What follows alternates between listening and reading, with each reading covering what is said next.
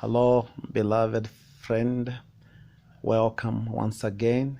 It's always joy to be able to talk to you and to be able to share a thought or two on the issues that really affect us from day to day.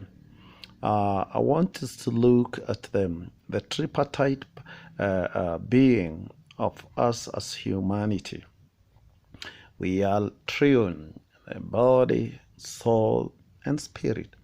When I was taught in theology, we learned that I am a spirit. I have a soul, but I live in a body. And nothing can be further from the truth. And again, when we look at the soul, which English, by virtue of lack of a wide vocabulary, talk of heart. So some people, who they are talking as heart, they could be referring to the soul. And so if you are the one leaning to your soul, we can talk of you are a soulish man or woman. And now the human soul, psychology has it, it's divided into 5 parts.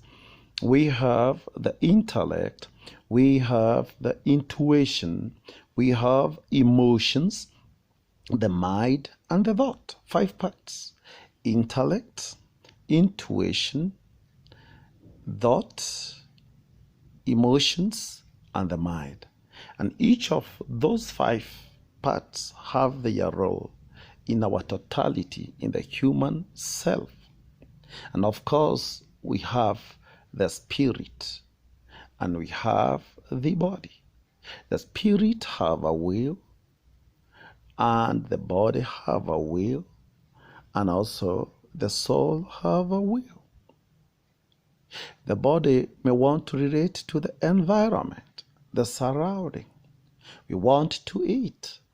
We want to rest. And those of us who are of age, now there are many sociologists and psychologists do say, and also maybe partly also theology tell us, okay, sex is part of the human needs. But from a theological standpoint, and of being a member of the clergy, I belong to the school of thought where now we talk of the conventional morality, where we vouch for abstinence, all sex happening within the right boundaries. Then, coming back to the soul, what is this that crosses your mind quite often? Somebody said that in a single day, about 10,000 thoughts can run through a human mind. Some of those thoughts are good. Some of these thoughts are dangerous. Some of these thoughts are lethal. Okay? What were the thoughts that were coming and crossing the mind of Adolf Hitler, for example, who is associated with the Nazi Holocaust during that time of the World War? What really happened to those power despots? They just are negative.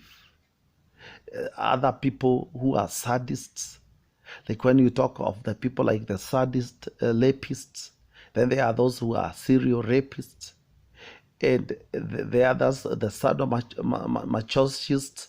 They want either to cause a lot of pain and humiliation. We be able as humans to be able to tell and to know about the totality of the human self. Yeah? Our spirit, even those others who deny there is no God, that cannot affect it, it cannot change it. They have also a spirit. That spirit yearns for something power which is higher.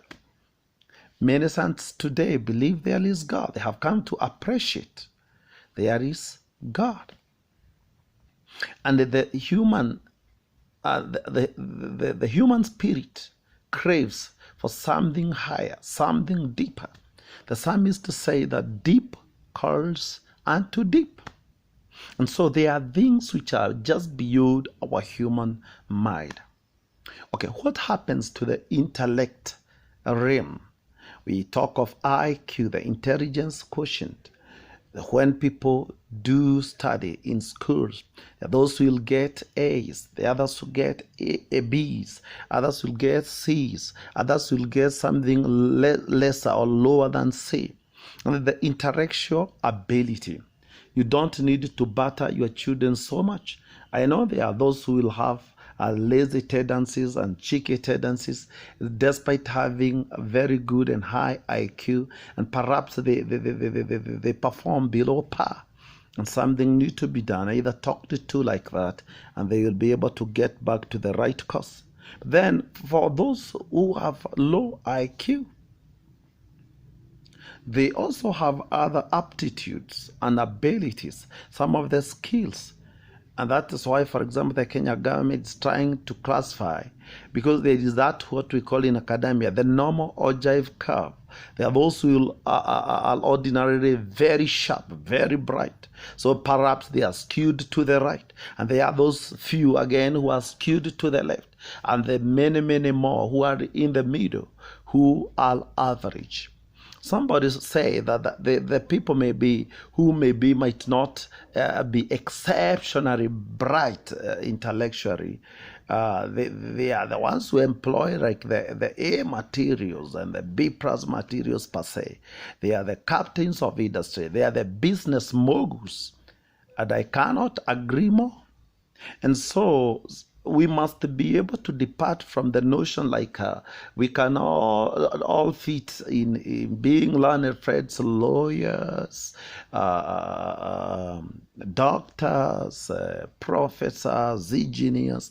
They are good professions per se, but again, not all of us can fit there. I want to encourage somebody who either feels like you are affected, or somebody who has a child, a son, a daughter, a relative, or a colleague who have not been perhaps performing well in the academia world. I want to tell you there is hope. The best thing you can offer to such, let them know what they are good at. We are able to offer counseling psychology. We are able also to offer career guiding and counseling. We have helped so many people, some even who are almost turning suicidal. And we are able to tell them, come on guy, come on lady, come on a gentleman, there is hope. We are able to analyze their performance, and we tell them this is not only dictating your future. You can be able to reinvent yourself. You can be able to know where you belong, and so that you are able to do what you are really good at. Beloved friend, it's good to know the totality of the human self. You can be able to know about the realm of the spirit, soul, and body. And when it comes to our day-to-day dealings, our day-to-day life, day-to-day undertaking, we can only perform better in our areas of skill and expertise and the grace. I look forward to hear from you. We are at the acclaimed group, acclaimed therapy and counseling service in Thika Town, Kenya, East Africa. You can talk to us www.asre.co.ke.